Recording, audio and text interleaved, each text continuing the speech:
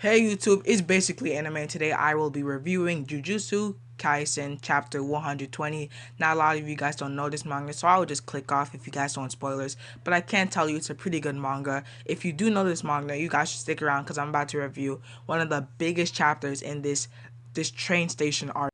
And before I get into this, if you like anime content or manga content, make sure you stick around, feel free to subscribe to the channel, turn on your notifications so you get notified every time I post, and let's leave it at that.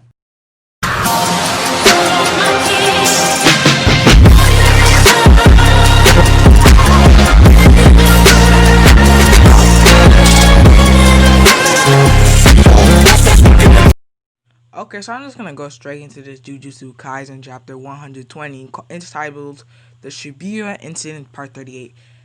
Have they spent like 38 chapters on this? Because, to be honest, it's been a long time. I mean, the whole objective was to save Gojo from the ceiling, but nobody has made it any progress whatsoever, except those like two siblings. But it's 11:14 p.m. Dogenzaka in front of Shibuya 109, the train station. And Sukuna, who's still possessing Yuji Itadori at the time, says, "Take a good look. Hey, brat, Itadori." Okay, so Sukuna like reverted his control back to Itadori, and Itadori is just like his eyes are wide open. He's just like, "What did I just do?" As in the next panel, he sees the city he's been living in, the city he's been walking around in, completely demolished. Like the buildings are gone. Like it's a clean cut. It's not even like doomsday, a bomb hit it or something. It's a clean cut of just dust, just disintegrated, pulverized, and he just starts to like break down. And then to top it all off, this dude, I don't think he has recollection of what's going on, because if you guys remember, Sukuna used to be talking out of his mouth or his ear when Itadori used to ask Sukuna for some of his power to fight villains and curses, whatever. We never saw when Sukuna is possessing Yuji Itadori talking while Sukuna is in control. So I don't think he has any recollection or memory of what has been happening. So imagine like it's like it was like he was sleeping. It was just pitch black.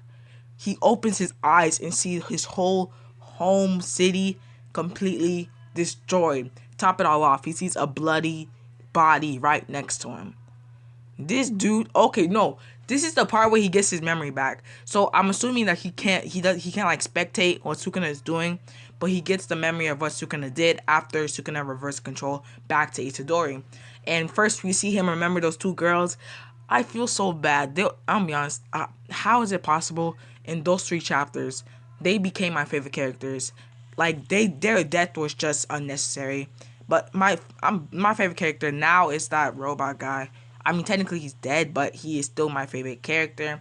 Anyway, he remembers that how Sukuna killed those 2 little girls. He also remembers that Panda and the high-ranked Jujutsu sorcerer is also dead because of him. He also remembers all the humans that were hiding inside the train station, the mall, and how he kind of destroyed them with his new move, Cleave and Dismantle. And then he just starts like, he rubs his mind and he was like, "Is this a dream? Did I just kill all these people?" And legit throws up. Like the next panel, it shows him. Unfortunately, I can't show it to you. It legit shows him throwing up. He's barfing on the floor and starts to cry. I'm wondering why the heck I have to be I'm wondering why the heck I have to be executed. If you guys remember, the whole original plan was for him to find Sukuna's fingers, eat them all, and have one of the Jujutsu sorcerers exercise Sukuna, probably killing him in the process. And he was like, and on the first few chapters, he was like, technically, do I necessarily have to die? I mean, Satoru Gojo said that he can defeat Sukuna at any time, so it shouldn't be that much of a problem. He was like, I don't really think these people need to exercise me. Like, I think they're just joking. Now he sees why. Now he sees Sukuna is not a game. Now he sees that he can't just control Sukuna when every time he wants. He can't just go turn off Sukuna. I'm your master. He says just die already. He cannot control this rage monster. He just destroyed everything. I already know how I'm gonna go out, he says. Just me, just me. When is your time to go? Make sure you're surrounded by others. Die, he says to Sukuna. Now, help people, people. he's breaking down. He's remembering what he said in the first chapters on how he's gonna help people and just be a people helper. But now he's just like, just me, die now. He is completely his mind is just messed up. As he just lays there and says, I need to move, and starts to get up and walk away. At this rate, I'm nothing but a murderer. I need to fight. Okay, we get like, okay, this is inside the train station, which there's like, these are not fillers. I'm not trying to say these are fillers, but to be honest, there has been no progress in the last 20 chapters. Like, some of the curses got destroyed. They have made zero progress in getting to Gojo, who is still sealed. Anyway, and note that I read the raw scan, so I think I can infer what's going on, and I already know what's gonna happen, and you already know by the title by clicking on this video. But we see Kento Nanami. He's just the dead living. Like, he doesn't even have his left eyeball. His whole left half of his body is completely burnt off. He doesn't have a shirt. I'm pretty sure that's blood. How is this guy still surviving? We can see his skull. This series is just like, if you're dead, technically you're not dead. You can still come back. Even if you're close on death's door, you can still fight. I don't know how. Anyway, I'm pretty sure we can see his skull, but he's done for. And yeah, he doesn't have like an eyeball. Anyway, we see Mahito. We don't know what Mahito's doing. Mahito's kind of weird. I don't really like him as a character, and I don't understand his powers. He can like shape shift his soul or something. But apparently he was waiting for somebody to walk by to like kill him, I guess, as he was like stuffing his whole entire body into a photo booth. And as soon as Kento Nanami walks by, he decides to get out. But before Nanami, I'm just gonna call him Nanami. Before Nanami realizes that he's behind him, he finds a bunch of transformed humans and just says, like, come on, he's practically dead. Malaysia. I've never heard this term from him. Yeah, Malaysia cannot. Kwanton would be nice. Okay, build a house on a secluded beach. Finally get around to the countless books I've bought but never read. Go through them page by page, kind of like taking back the time I've lost. Oh, I feel so bad for him. Like, let's be honest, he's dead. He's dead. He's not coming back. And he's talking about buying a new house. He had a good run. I didn't understand him at first because I was like skimming through the chapters, but what I've seen, he's had a good run. He should just like rest now. No, right now you're heading over to save Fushiguro. But what about Maki and Naobito? What happened to them? Okay, so he, like the rest of them, but except Fushiguro, he probably got attacked, or he probably got hurt from Sukuna's like major curse technique, cleave and dismantle. It looks like he got caught like in his half of his body. He just says tired, so tired. I'm just tired. I've done enough, haven't I? Even on his last legs, he manages to destroy all of the rest of the transformed humans with his like sheatheded knife. Like, I don't know, this guy's just a beast. But it's over for him. Like, but he still does manage to kill most of the transformed humans, or exercise them. Exercise or kill, doesn't matter. Anyway, he just cuts heads until he's all dead. Until somebody stops him. A tap. Mahito taps him on the chest. Okay, let's be honest. It's done for him. He had a good run. I wish he never came on this mission.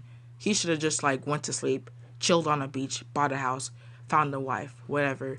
Anyway, Mahito just stops him and stares. Nanami says, I didn't know you were here. Mahito says, yup, the whole time. Wanna chat? We go way back after all. Now Nanami's just like, it's over with. What's the bother? Hi Bara. What the hell was I trying to do anyway? I ran even though I ran away. I came back with the vague reason of finding the work worthwhile.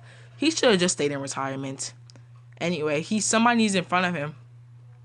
I haven't read some of these chapters for a while, so I don't know who the specific person, but I'm pretty sure it's like a flashback. But Mahito still has him. Yuji Itadori shows up from that like whole breakdown thing and says, Mahito says, Itadori. Nanami, he says, no, Haibara, that's not right. I can't say that to him. I'll just end up becoming a curse for him. I'm kind of confused what's going on. I'm assuming that he's talking about, like, I don't know what this Haibara stuff is. I don't know if it's a person, a term, a thing. But he says, I can't say that in front of Mahito because he might become a curse for him. Either way, Mahito says, no, Nanami says, Itadori. He looks at Itadori and says, you've got it from here. And with that, Mahito completely dismantles his body, and it's official. Kento Nanami is dead. He had a good run on Jujutsu Kaisen, but at the end of the day, he was just too injured to take on Mahito like he used to. What the hell are you? Yuji Itadori screams. You. I can hear you just fine without yelling. Yuji Itadori. Mahito says, oh, this is a nice double page. So he says, you. Itadori says, you. What the hell are you, Mahito? And then he says, I can hear you just fine without yelling, Yuji Itadori. This chapter, what I thought about this chapter is pretty good. I mean, I personally did not understand all that high bar stuff. I'm gonna search it up on the wiki just to get a term or a meaning on what that means. But what I thought this chapter was, I give it a, comparing the other last chapters, I give it a 6, 7 out of 10. Not just because I don't like the series. I've seen better stuff, like when Sukuna was fighting that curse.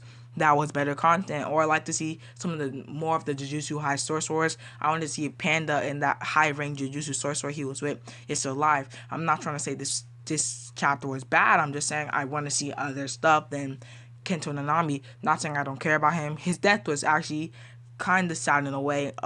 In the anime, of course, it's gonna be a lot more sadder. If you guys don't know, they're making an anime, and it's actually the trailer is looking actually pretty nice.